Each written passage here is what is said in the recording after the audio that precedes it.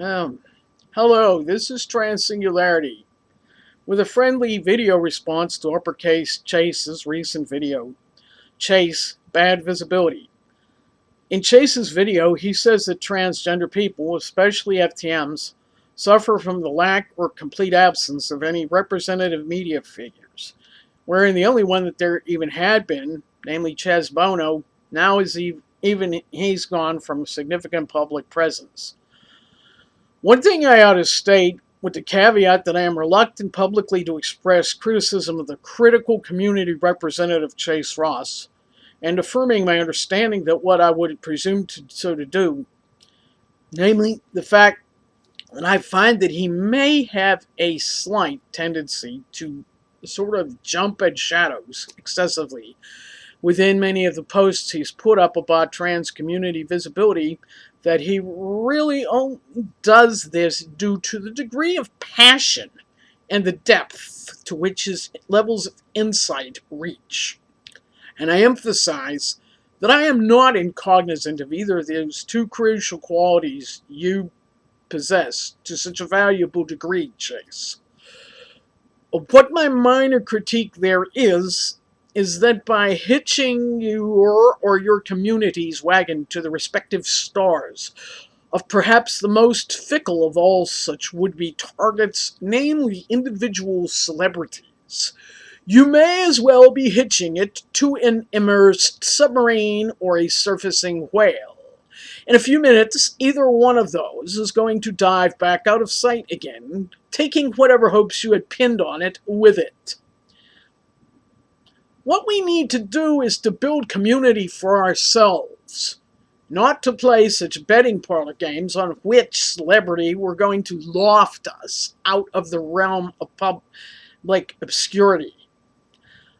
While I am on that note, I will reiterate the theme I broached in my first public video, namely that a huge problem the current transgender community faces is the fact that their age demographic is nadir for any kind of community visualization process anywhere beyond the end of its collective own nose. And it's not just about the young age of these people, but rather the fact that they've collectively been given the de facto ultimatum of a deadline by which to accomplish the even now still very trying ordeal of transitioning before the doctor they get assigned effectively whistles transitioning hopes dead for them, and placing them collectively in a proverbial Oklahoma land rush mentality where it's all blinkered stampede, heedlessly overlooking pretty much literally everything else. The antidote to that is for this community to re-examine the actual locus of where it's actually placed its boundaries, not where it necessarily says it has.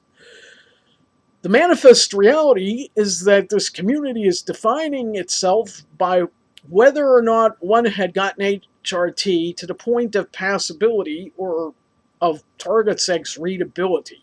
and pretty much threw everything else to the winds,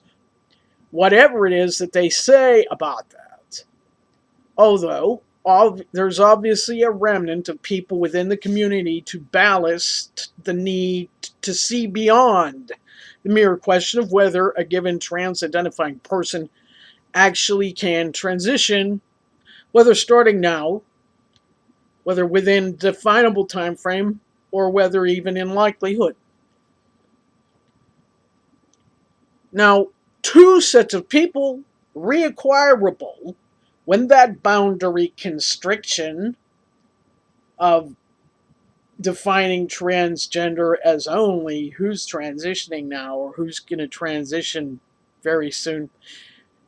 Two sets of people reacquirable when that boundary constriction is removed are the ones not wearing the blinders in the stampede,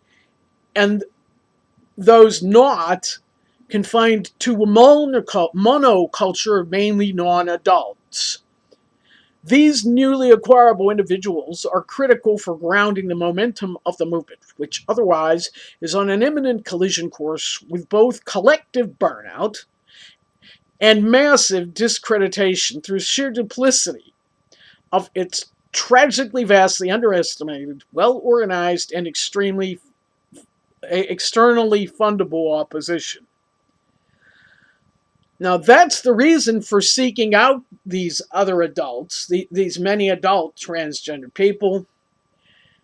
And to accomplish that objective,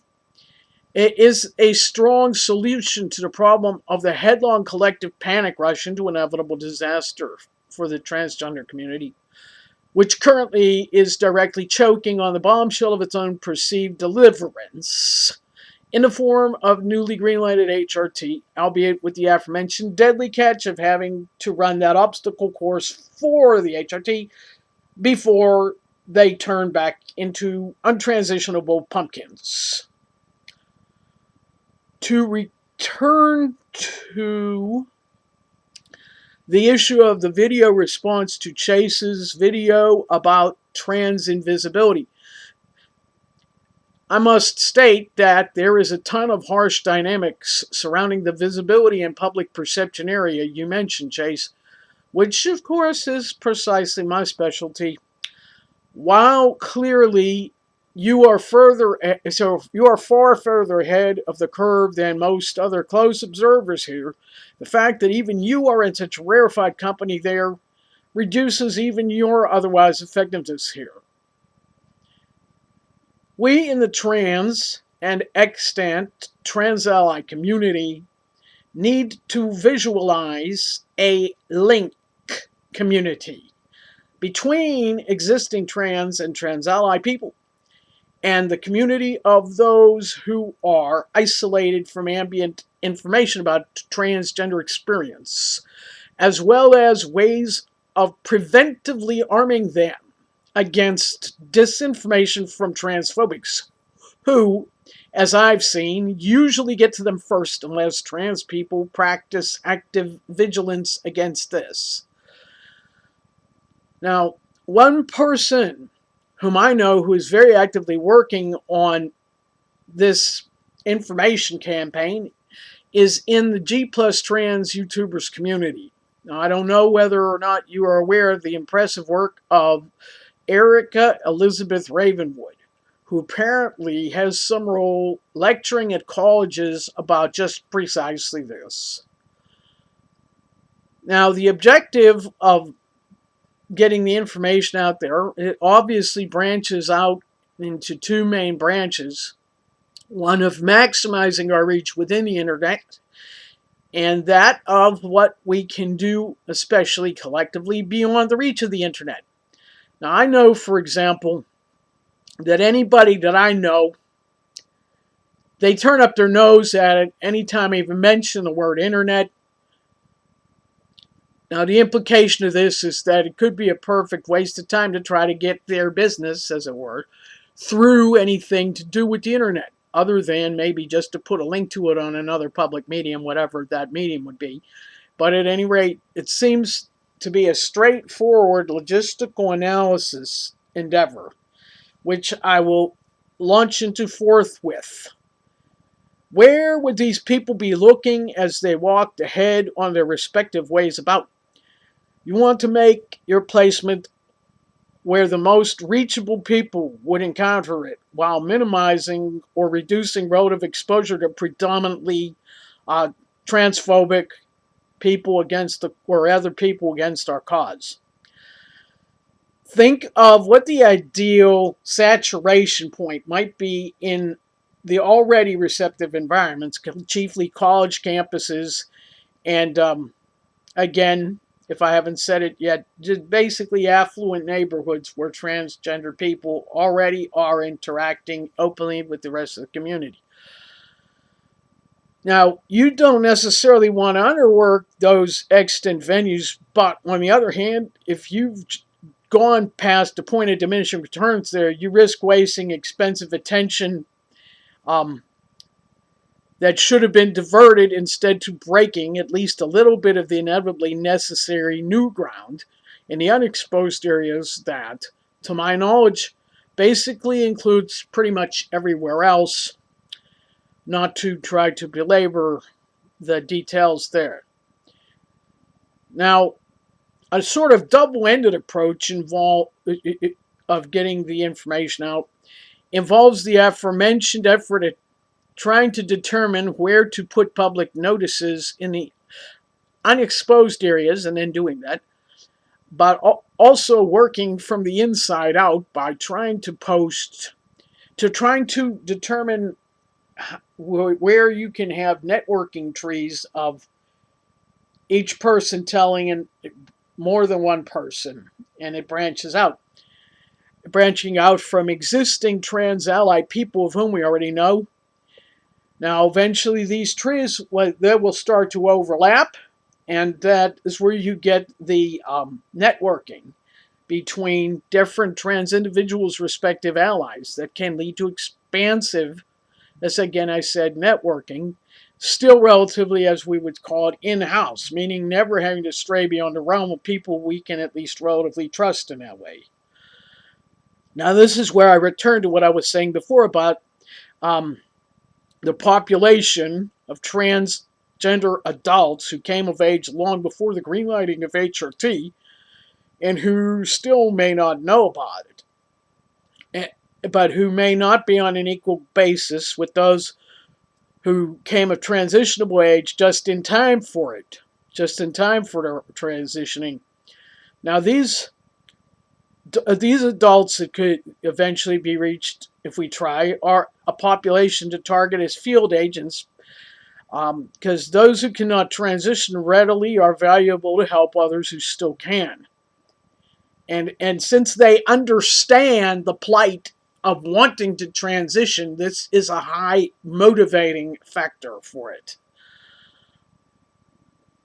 Now look, for people like this who also are highly analytical and practical minded and who want to do the detail work, as I said, is a high likelihood that they will be highly motivated. And they are, I won't get into that, what I was going to say there, but it's like, I'm of the view that they would be very hungry to dig in and just get started on working out details. They're valuable because they are not themselves preoccupied with the heavy burden and endless uncertainty of transitioning. They could put all their focus on working on disseminating information, analyzing threats, and just working through these details. So that is what I have for you so far about that. Again, it's like not to get preoccupied with the what ifs of watching strangers through your crystal ball of the cable television set. What are they going to do next? I don't want to sound crass, but my rhetorical response pretty much is, who cares? Worry about what you can influence and get to work on it and work hard. Like I said, if people are saying that they're too busy, what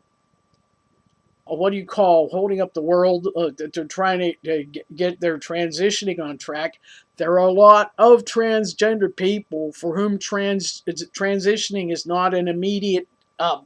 prospect, but they know what it means not to be able to transition, and they'll work just as hard as you working on your transition on all the support work.